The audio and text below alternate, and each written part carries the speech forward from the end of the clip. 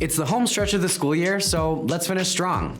I'll help you wrap up your digital storytelling project this week without the stress, share some inspiring mini documentaries made by Michigan students, and walk you through a free must-have design tool for teachers. Let's go. It's the last week of our digital storytelling mini unit. Now, just to put this out there, this kind of project always takes longer than expected the first time, so it's likely that at least some of your students have fallen behind, and that's okay. First of all, you probably still have a little bit of time to get caught up, but even if you don't, you built a really solid rubric that you can go back to, and hopefully that rubric doesn't include a completely polished video. So go back to your rubric and just make sure students have had an opportunity to meet the basic requirements and demonstrate their mastery of whatever skills and knowledge you're assessing, and make any necessary adjustments before giving students 1 or 2 more work days and wrapping up the project this week. At any rate, hopefully they do have some content that they're proud of that showcases their learning and that they're willing to share, because the last step in any digital storytelling project or any project-based learning experience is delivering the project to an authentic audience. Now you can decide the scope of what that looks like for your students and their projects if you're gonna host a community screening or at least publish the content on your classroom or district YouTube page, if you're gonna have students share finished content back with the folks that they interviewed or featured in their segments, or if it's just a day or 2 of watching and talking about the content in the classroom. I would definitely encourage you to have students reflect on the process and talk about how they think their projects turned out, either in written form or as an in-person presentation. A lot of the teachers we've worked with have planned a little classroom film festival with screenings and talkbacks, sometimes with a potluck or some donated snacks. And sometimes the students even get dressed up and take it really seriously, which is always awesome to see at the end of the year. The bottom line would be to get creative and don't hold back from enthusiastically cheering on your students who have tried something new and produced something meaningful, because it's those moments when validation can really inspire whatever's next for the geniuses, artists, educators, and experts in your classroom. Make sure you also give students a chance to provide you with some feedback so that you can plan for next year, and send a note home to your administrator and to anyone else who would be interested so that they can be proud of your students with you. Next up, what I'm watching this week, I am thrilled to be able to share our next batch of student-produced Iconic Michigan mini documentaries. The Iconic Michigan Teacher Fellowship is an annual program that we run to support Michigan educators who are interested in bringing digital storytelling into their classrooms. There's an application for the program, and selected teachers receive a stipend and equipment that they get to keep in their classrooms, and then they participate in a year of professional development, community building, and project design that leads to them running a media project with students and eventually producing a bunch of short documentaries about iconic people, places, and things in their local community. This year, we were able to work with educators from all over the state, and we received projects about local businesses, family histories, school-based points of pride, and iconic places from students' communities. I was really impressed this year in particular because a lot of the student projects were not just straightforward historical documentaries. It was really clear that the students were proud to share about the people and places they were featuring, because a lot of the videos included calls to action for support or invitations to come visit, and they were pretty convincing. A few of my favorites are the Pets of Marshall video from Gordon Elementary School, which featured lots of different pets from the classroom we worked with, as well as all of the ways that Marshall is a pet-friendly town.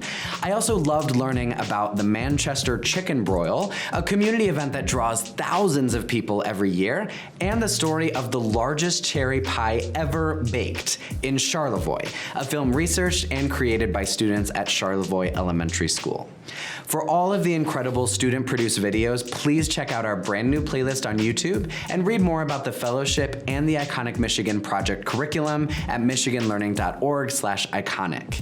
If you're still hesitating about bringing media into your classroom, hopefully some of these videos from students in 5th grade all the way up through high school will convince you that young people are ready and capable, and of course, we're always here to help. Keep an eye out also next year if you are a Michigan educator and you're interested in participating in our fellowship. We usually open up applications in September. All right, I'm not sure if you noticed, but it's June. We're almost there. I've had an absolute blast during our planning period, and I wanted to send you off with a resource that will continue to support your students even when they aren't in your classroom anymore. So I have a tutorial today that's gonna be a little different from what we've done in the past because we aren't designing a lesson. Instead, we're gonna create something that you can send home with your families to let families and caregivers know that they can keep learning all summer long with the Michigan Learning Channel and PBS. If you head to the resource collection for this episode, there's a link to a Canva resource, and we're gonna open that up together right now, and I'm gonna show you how to personalize it and customize it for your students using the content we're featuring this summer. Now, if you don't have a Canva account, you can sign up for free as an educator, but this resource is totally free as a template, and you can just make a copy so that you can edit your own. Now we're gonna pull it up. This is what's available in our lesson resources, and there are two main places where you can personalize this resource. You are welcome to unlock any of the elements within this, but we did go ahead and lock it just to keep it easy for you. So feel free to customize any of it, from the banner at the top if you wanna add your name, if you wanna change fonts and colors, you're totally welcome to. But if you wanna keep it simple, the two main places that you can get into and edit are right here in this sticky note and then this recommendation column on the right side. In this yellow sticky note, we've recommended that you add a personalized note for your students and their families. If you, again, want to keep it simple, you can personalize it for your classroom, and we're going to talk about how to personalize those recommendations. But if you really want to, and your students and families will likely appreciate this if you have the time and capacity, personalize it for each student. Give them a personalized note and say, I hope you have a great summer. It was wonderful having you in class this year. Let's keep in touch. So what you would do is come in here and double click right on this text, and that's gonna allow you to highlight, you can delete, you can edit, you can update this text for, again, your individual students or your entire classroom. Now the other piece that you can customize is this box over here where it says your teacher recommends, and we've got directions here that say customize this text for your students, include 3 or 4 recommendations. The list of show names and QR codes can be found in the folder. Now, obviously, this is not for your students, so you're gonna wanna click in here and customize this to something else also. I might say something like, I hope you have a chance to explore these PBS resources to keep learning all summer long.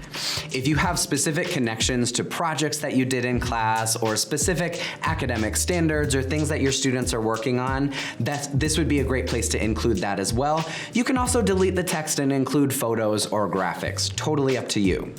In this box here, we've got 4 places where you can give them specific recommendations for content that's gonna help them keep learning all summer long.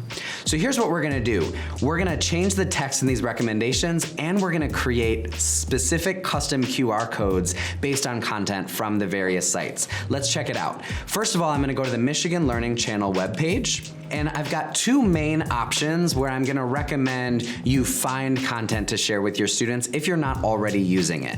The 2 great places to start is this subjects drop down, where you can find all of the various subjects from math and science to ELA, career exploration, music and dance. And as I click on these topic areas, it's gonna take me to a landing page that has a little bit more information, some resources that I might be able to download. And of course, if you scroll down, you're gonna see the various programs that you can open up and showcase for your students.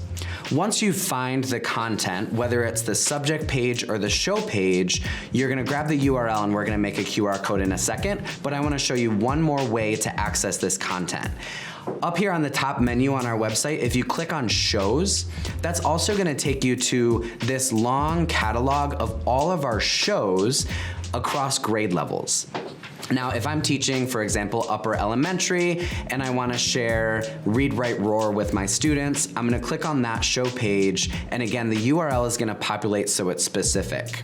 Here's another trick. If I go back to this subject page, and I click on ELA, because maybe I have students split across different grade levels, or I wanna drill down and get even more specific. When I get into one of these show pages and I browse through the lessons here, I can actually click through to a specific grade level. So I can filter down to my 2nd grade students, ELA lessons that I recommend for them, and that's again gonna populate a specific URL that I can copy. and bring over to my Canva. So again, your three options are to use the subject and just give everybody a general subject page that's gonna give them access to all of the lessons that are gonna be relevant for that topic or subject area. Within the subject page, you can scroll down and you can use these filters across grade levels and shows, and you can check these boxes so that you know you're giving students specific content that you want them to practice and watch over the summer. You can also use the shows page to find a specific content bucket, a specific show like our On Location series that has virtual field trips. When you have figured out what you want to share, copy and paste the URL up here and come back to the Canva page. We're going to edit these QR codes. So I'm actually gonna delete this one and I'm gonna come over here on the toolbar. It might be within your apps, or I use this all the time, so I'm gonna scroll down and find my QR code generator app right within Canva. You don't have to use an external website to do this. I'm gonna Control V, paste my URL for my second grade ELA resources and click Generate Code.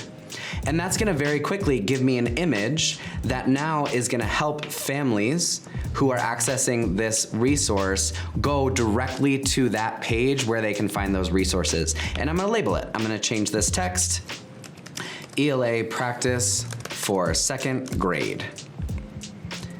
Looks like I have to make this just a little bit smaller to fit. I'm gonna use my text toolbar, and that's my first recommended resource that I'm gonna share with my second grade students.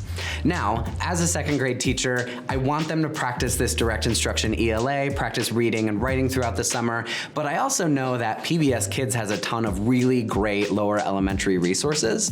So if I go to pbskids.org, I can do the same thing we just did with Michigan Learning Channel, but maybe I wanna get kids creating with an Alma's Way game. And so I'm gonna click on this resource and I can do the same thing, grab this URL and come back here and generate a second QR code. That's gonna be the Alma's Way resource that I add as a little bit of fun, because I know my students need practice in academics over the summer, but they're also gonna want some fun. And I know Alma's Way is a really fantastic resource for additional literacy instruction as well as community learning and SEL. This is Alma's Way game. Finally, the last resource I want to encourage you to include in this document for families is PBS Learning Media. Now, we talk a lot about PBS Learning Media on this show because it's an amazing resource for teachers, all the lesson plans and resources it has that bring PBS content to your classroom.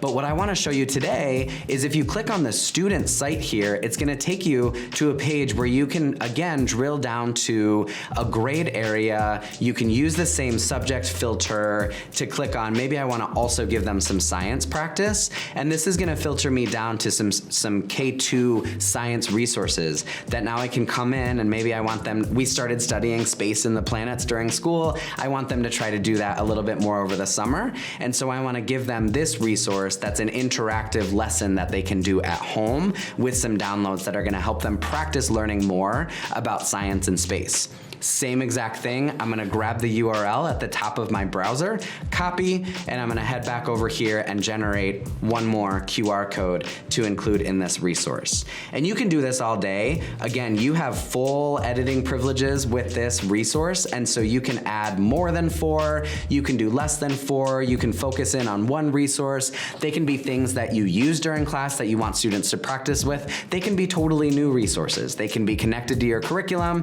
or again, they can be those virtual field trips, they can be arts and music things that you just want to give students a little bit more exposure to throughout the summer. Bottom line is, we hope that this is a really useful resource for you to generate quick, scannable QR codes that are going to help families encourage student learning all summer long. Now, one more thing that we hope is fun and exciting that we decided to include is the second page of this document is a coloring activity with our map that we've built that locates all of our station partners as well as some other cool, fun destinations and things around our state. So when you print this out, make sure you print double-sided, and on the back you'll have a black and white coloring page for your students to give them one more activity to engage with over the summer. For all of our summer learning resources, make sure you visit and share with your families michiganlearning.org/summer, because we've got an entire summer of fun planned where we'll be featuring various videos and content and encouraging young people and their families to continue learning and engaging all summer long. That's our show for today. Whether you're giving students space to create or reflect on their creative projects, watching incredible work made by our young people, or sharpening your design skills with Canva, what you're doing matters for kids. If you saw something today you want to try, all resources are linked in the description. And don't forget, applications for the Iconic Michigan Fellowship open this fall. Thanks for planning with me, and we'll see you next week.